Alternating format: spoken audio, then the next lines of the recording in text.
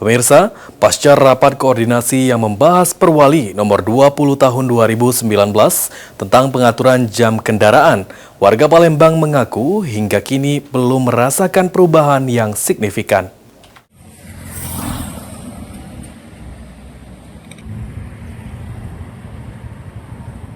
Berdasarkan pantauan tim PAL TV di simpang Jalan Nurdin Panji, masih terlihat sejumlah truk besar melintas bebas di luar aturan jam operasional truk besar di Palembang, yang hanya boleh melintas setelah pukul 21.00 waktu Indonesia Barat hingga sebelum pukul 06.00 waktu Indonesia Barat. Kondisi tersebut menimbulkan keresahan warga sekitar.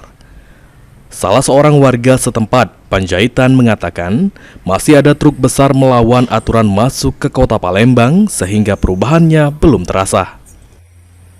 Dengan peraturan itu memang masih apa enggak lagi Pak berkurang Pak gara-gara peraturan itu Pak. Nah kalau peraturannya itu kita kalau dilihat di sekarang ini kayaknya kadang ada melawan, itulah peraturan melawan masuk dia gitu.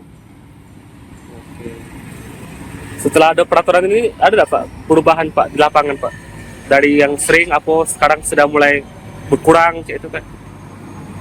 Ya, masih ada. Sementara itu warga lainnya, Iwan, menuturkan satu truk bertonase besar yang berhenti di jalan kerap menimbulkan kemacetan. Menurut Iwan, sopir truk sering mulai bermunculan sejak sebelum pukul 21.00 waktu Indonesia Barat. Kapan di stop mulai macet kan jalan kan. Kok baik dia berhenti mulai macet. Dan juga kemarin Kak dari jam 9 malam sampai jam 6 pagi itu peraturannya ya. Seharusnya kan. Iya. Ini di bawah jam 9 kan keluar dia. Diketahui Perwali nomor 20 tahun 2019 tentang pengaturan jam kendaraan berat akan direvisi agar lebih tegas dan bisa diterapkan di lapangan. Selain itu, Terminal Karya Jaya ditetapkan sebagai kantong parkir truk odol. Hafidz Zainul, PAL TV.